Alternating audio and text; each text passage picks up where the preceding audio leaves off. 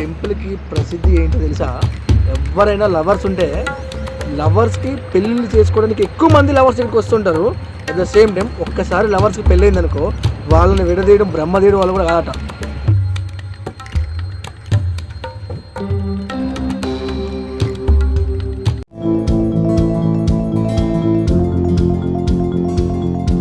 Hi friends, మీ రుద్రానిహాన్. ఈరోజు ప్రపంచంలో ఎక్కడా లేని దేవాలయం, ప్రసిద్ధిగాంచింది, ప్రేమికులకి కేర్ ఆఫ్ అడ్రస్గా మారిన మత్స్యగిరీంద్ర స్వామి టెంపుల్కి వచ్చినాము. చాలా ఫేమస్, చూడండి ఎంత వైభవంగా ఉందో విగ్రహం. అయితే ఈ టెంపుల్ అతి పురాతనమైనది. చాలామంది ఏం చెప్తారంటే, స్థల పురాణం ఏం చెప్తుందంటే ఈ టెంపుల్ వచ్చేసి స్వయంగా వెలిచింది గుట్ట మీద అని చెప్పి అంటున్నారు. ఈ గుట్టలు అనుకుని చాలా గుట్టలు ఉన్నాయి. అటు చూడండి, అటు గ్రానైట్ గుట్టే ఉన్నది, అటుపక్క గ్రానైట్ గుట్టే ఉన్నది, అటుపక్క గ్రానైట్ గుట్టే ఉన్నది. అలాంటి గ్రానైట్ గుట్టల నడుముల ఒక ప్రసిద్ధిగాంచిన గుట్ట మీద స్వయంగా వెలిసిన మత్స్యగిరీంద్ర స్వామి టెంపుల్ ఉంది. అలాగే మత్స్యగిరీంద్ర స్వామి టెంపుల్తో పాటు లక్ష్మీనారాయణ స్వామి టెంపుల్ కూడా, నరసింహస్వామి టెంపుల్ కూడా ఉన్నది. సరే, ఆ టెంపుల్కి లోనికి తీసుకెళ్లే ప్రయత్నం చేస్తాను, ఆ టెంపుల్ గురించి వివరించే ప్రయత్నం చేస్తాను. ఈ టెంపుల్కి ప్రసిద్ధి ఏంటో తెలుసా? ఎవరైనా లవర్స్ ఉంటే లవర్స్కి పెళ్ళిళ్ళు చేసుకోవడానికి ఎక్కువ మంది లవర్స్ ఇక్కడికి వస్తుంటారు. అట్ ద సేమ్ టైం ఒక్కసారి లవర్స్కి పెళ్ళయింది అనుకో, వాళ్ళని విడదీయడం బ్రహ్మదీయడం వాళ్ళు కూడా కాదట. అని ప్రసిద్ధి చాలా స్థల పురాణం చెప్తాను. రండి, కనిపిస్తున్నారు కదా, ఇదే మా టీం అందరితో కలిసి మేము గుడికి రావడం జరిగింది. ఇక టెంపుల్ అయితే క్లోజ్ ఉన్నది. మా పెద్దలు శంకరు అయ్యగారిని ఏదో ఒప్పిస్తున్నాడు, అటు ఇటు చేసి మొత్తానికి అయితే టెంపుల్ తాళం తీసే ప్రయత్నం చేస్తున్నాడు. సరే అని చెప్పి పెద్దల శంకర్ పెద్ద మనిషిని చెప్పుడుతోనే ఆయన సరే అని చెప్పి తాళం తీయడం జరిగింది. టెంపుల్ దగ్గరికి అయితే వెళ్ళడం జరుగుతుంది. కొత్తగట్టు శ్రీ మత్స్యగిరీంద్ర స్వామి ఆలయం దగ్గరికి మనం వచ్చినాము. ఇక్కడ ఇది శంకరపట్నం మండలం కొత్తగట్టు గ్రామంలో ఒక ఏకశిల కొండపైన స్వయంభుగా వెలిసిన శ్రీ మత్స్యగిరీంద్ర స్వామి ఆలయం ఎంతో మహిమాన్వితమైనది. ఇది కరీంనగర్ జిల్లా కేంద్రానికి సుమారు 30 కిలోమీటర్ల దూరంలో వరంగల్ కరీంనగర్ ప్రధాన రహదారిపై ఉంది. ఆలయ చరిత్ర మరియు ప్రాముఖ్యత తెలుసుకున్నట్లయితే, ఇది కాకతీయుల కాలం అయిన 11వ శతాబ్దానికి చెందినది. కాకతీయుల కాలంలో నిర్మించబడిందన్నమాట. ఇది శ్రీ మహావిష్ణువు దశావతారాల్లో మొదటిది మత్స్యావతారం. ఈ అవతారాలలో విష్ణువు ప్రళయకాలంలో జీవరాశులను నావలో దాటించాడని, హయగ్రీవుడు అనే రాక్షసుడు అపహరించిన వేదాలను తిరిగి తెచ్చి బ్రహ్మకు అందించాడని పురాణాలు చెబుతున్నాయి. దేశంలో మత్స్యావతారంలో శ్రీ మహావిష్ణువు దర్శనమిచ్చే క్షేత్రాల్లో చాలా అరుదు. అలాంటి అరుదైన ఆలయాల్లో కొత్తగట్టు మత్స్యగిరీంద్ర స్వామి ఆలయం ఒకటి. ఇక్కడ స్వామివారు స్వయంగా వెలవడం అనేది ఇక్కడ ప్రత్యేకతగా చెబుతూ ఉంటారు. ఇక్కడ క్షేత్రపాలకుడు ఎవరో తెలుసా? ఆలయంలోని మరొక గుహలో భారీ ఆకారంలో ఉన్న ఉగ్రనరసింహ స్వామి. మీకు ముందు వీడియోలో చూపించే ప్రయత్నం చేస్తూ ఉంటాను.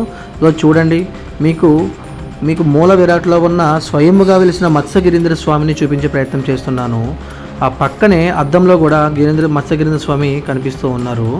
ఎంత వైభవంగా కనిపిస్తున్నారు చూడండి. ఇలా మన వీడియోలో తప్ప ఇంకెక్కడా చూసే అవకాశం ఉండదు, ఎందుకంటే ఇంత దగ్గరగా పర్మిషన్ కూడా ఇవ్వరు. బట్ నేను చాలా అవస్థలు పడి వాళ్ళని అడిగి వాళ్ళు రిక్వెస్ట్ చేసి వీడియో తీయడం జరిగింది. చాలా అద్భుతంగా వచ్చింది. ఈ అవకాశాన్ని ఉపయోగించుకోండి. ఇక మీకు జూమ్ చేసి చూపిస్తున్న మత్స్యగిరీంద్ర స్వామి అద్దంలో రైట్ సైడ్ అద్దంలో కనిపిస్తూ ఉన్నాడు. చాలా అద్భుతంగా ఉంటుంది. ఇక్కడ ఏంటంటే ఒక్కసారి దర్శనం చేసుకుంటే 1000 ఏళ్ళ తపస్సు చేసినా కానీ అటువంటి అనుభూతి చెందరు. మీరు చూసే ఇటువంటి మూల విరాట్లు ఎక్కడ ఏ వీడియోలో కూడా చూపించే ప్రయత్నం చేయలేదు. నేను చాలా దగ్గరగా ఫోన్ అనేది తీసుకెళ్ళి చాలా దగ్గరగా చూపించే ప్రయత్నం చేస్తున్నాను. ఒక్కసారి దర్శనం చేసుకుంటే మీకు ఎన్ని జన్మల పుణ్యం వస్తుందని నేను చెప్పలేను, అన్ని జన్మల పుణ్యం వస్తుంది. అగో చూడండి, మూల విరాట్లు ఎంత చక్కగా, ఎంత వైభవంగా, ఎంత ఆకర్షణీయంగా ఉన్నాయో. మీకు మరొక ముచ్చట చెప్పాలి. ఇక్కడ కోనేరు అని చెప్పి ఉంటుంది. ఆలయ ప్రాంగణంలో గుట్టపైన ఉన్న కోనేరులో స్నానం చేసి స్వామివారిని దర్శించుకుంటే పాపాలు హరించి కోరిన కోరికలు నెరవేరుతాయని భక్తుల ప్రగాఢ విశ్వాసం. ఈ కోనేరులో నీరు ఎప్పటికీ ఇంకిపోదని కూడా నమ్ముతారు. పంట పొలాల్లో ఈ నీటిని చల్లితే ఎలాంటి చీడపీడలు లేకుండా పంటలు బాగా పండి అధిక దిగుబడి వస్తుందని స్థానికులు కూడా నమ్ముతారు. ఆలయం లోపల కుడివైపున ఉన్న గుహలో వెలిసిన బంగారు చేప ప్రతిబింబం అద్దంలో మాత్రమే కనిపిస్తుంది. స్వామివారి విగ్రహంతో పాటు భూదేవి, నీలాదేవి విగ్రహాలు కూడా ఇక్కడ చూడవచ్చు. జాతర మరియు ఉత్సవాలు ప్రతి సంవత్సరం మాఘమాస పౌర్ణమి రోజున ఇక్కడ జాతర ఉత్సవాలు ప్రారంభమై 12 రోజుల పాటు బ్రహ్మోత్సవాలు ఘనంగా జరుగుతాయి. ఉత్సవాల్లో భాగంగా శ్రీ మత్స్యగిరీంద్ర స్వామికి భూదేవి, నీలాదేవితో వైభవంగా కళ్యాణం జరిపిస్తారు. వీణవంక మండలం బీదిగల్ పద్మశాలి వంశీయుల చేతుల మీదుగా శ్రీ కళ్యాణం జరపడం ఆనవాయితీగా వస్తుంది. మీకు వీడియోలో చూస్తున్నారు కదా శ్రీచక్రం అన్నమాట.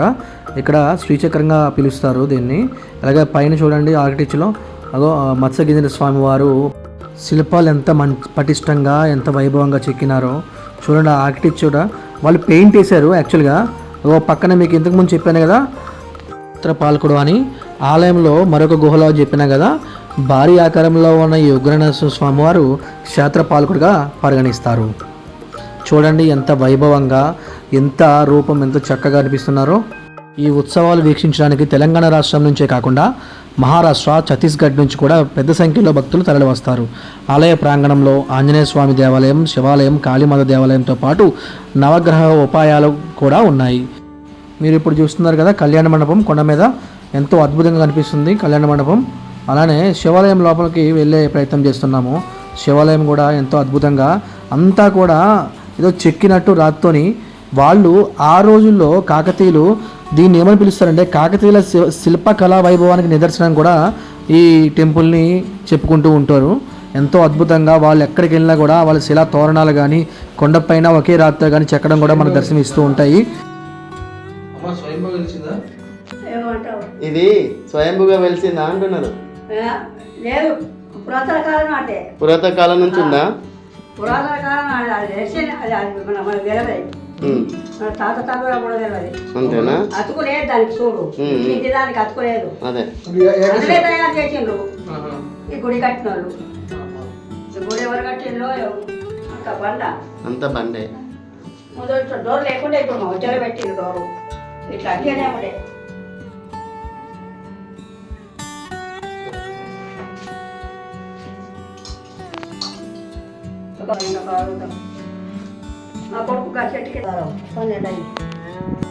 బయట రోడ్డు మీద నుంచి చూస్తున్నట్లయితే ఈ పెద్ద స్టాచ్యూ అయితే నాకు కనిపిస్తూ ఉంటుంది. చాలా అంటే చాలా అద్భుతంగా ఉంటుంది చూడడానికి.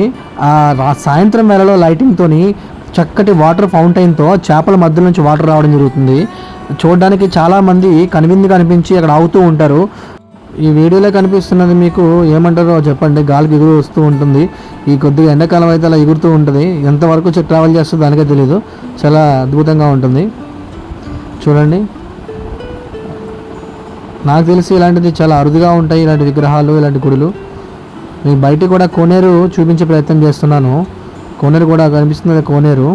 అలాగే బయట టెంపుల్ బయట వ్యూ చూసినట్లయితే టెంపుల్ బయట వ్యూ అలా ఉంటుంది. కాకపోతే వాటికి టెంపుల్కి పురాతనమైన టెంపుల్ కానీ పెయింటింగ్స్ వేశారు వాళ్ళు. మీకు వీడియోలో కనిపిస్తున్న రథం చూశారు కదా శ్రీ మత్స్యగిరీంద్ర స్వామి వారిని ఆ ఉత్సవాల్లో భాగంగా ఈ రథంలోనే ఊరేగించుతూ ఉంటారంట ఈ మూల విరాట్ విగ్రహాలని. చాలా అద్భుతంగా ఉంది కదా. ఇది బంగారు రథంగా పిలుస్తారు. బయట చూసినట్లయితే ఇటువంటి విగ్రహాలు చాలా అంటే చాలా అద్భుతంగా శిలాకారణాలు శిలాఖండాలు కనిపిస్తూ ఉంటాయి. చాలా అద్భుతంగా బయట కాలభైరవుని విగ్రహాలు అవన్నీ కూడా చిక్కినట్టు రాతితో ఉంటాయి మొత్తం అన్నీ. ఇవన్నీ కూడా కాకతీయుల నాటి టెంపుల్స్ అని చెప్పవచ్చు. మీకు కనిపిస్తున్న టెంపుల్ హనుమాన్ టెంపుల్ అనమాట. ఈ హనుమాన్ టెంపుల్ కూడా స్వయంగా వెలిసిన టెంపులే. అట్ ద సేమ్ టైం ఇక్కడ మీకు మెయిన్ వచ్చేసి ఈ హనుమాన్ టెంపుల్ మూల విరాట్ చూసినట్లయితే ఈ విధంగా మీకు కనిపిస్తూ ఉంటుంది. దగ్గరికి తీసే ప్రయత్నం చేసిన మీకు ఇక్కడ మెయిన్గా చెప్పాలంటే ఇక్కడ వివాహాలు బాగా జరుగుతూ ఉంటాయి. ఇది మండపం కనిపిస్తుంది కదా. ఈ మండపంలో వివాహాలు లవర్స్ అయిన వాళ్ళు చాలామంది వచ్చి ఇక్కడ మ్యారేజ్ చేసుకుంటూ ఉంటారు. లవర్స్ మనస్ఫూర్తిగా అనుకొని వాళ్ళు ఒక్కసారి ఈ టెంపుల్లో కనుక మ్యారేజ్ చేసుకున్నట్లయితే వాళ్ళని విడదీయడం బ్రహ్మదేవుడు తరం కూడా కాదట. ఇక్కడ స్థల పురాణం చెబుతుంది. ఒక్కసారి మ్యారేజ్ చేసుకున్న వాళ్ళు ఎప్పటికీ విడిపోరని చాలామంది చెబుతూ ఉంటారు. మీకు వీడియోలో కనిపిస్తుంది కదా కోనేరు. ఈ కోనేరులో మత్స్యగిరీంద్ర స్వామి కాబట్టి ఇక్కడ చేపలు కనువిందు చేస్తూ ఉంటాయి. రకరకాల చేపలు ఇందులో ఉంటాయి. ఎప్పటికి కూడా ఈ కోనేరు వాటర్తో నిండే ఉంటుంది. చాలా అంటే చాలా చక్కగా కనువిందు చేస్తూ ఉంటుంది. కోనేరులో చేపలు ఎవరు కూడా దొంగలించకుండా ఆ బయట అన్ని ఫెన్సింగ్లు వేశారు. ఆ వాటర్ కూడా ఏమన్నా ఎవాపరేట్ అవుతుందని చెప్పేసి వీళ్ళకి పైప్ లైన్ కూడా వేశారు. అదో మా బృందం కూడా మొత్తం టెంపుల్ అంతా అయిపోయింది ఇంటికి వెళ్ళిపోదని చెప్పి రెడీగా ఉన్నారు. మీకు టెంపుల్ దూరం నుంచి చూసినట్లయితే ఈ విధంగా కనిపిస్తూ ఉంటుంది. ఇలాంటి వీడియోస్ మరెన్నో చేయాలంటే నా ఛానల్ని సబ్స్క్రైబ్ చేయండి. నన్ను ముందుకు తీసుకుపోయే ప్రయత్నం చేయండి. Thank you.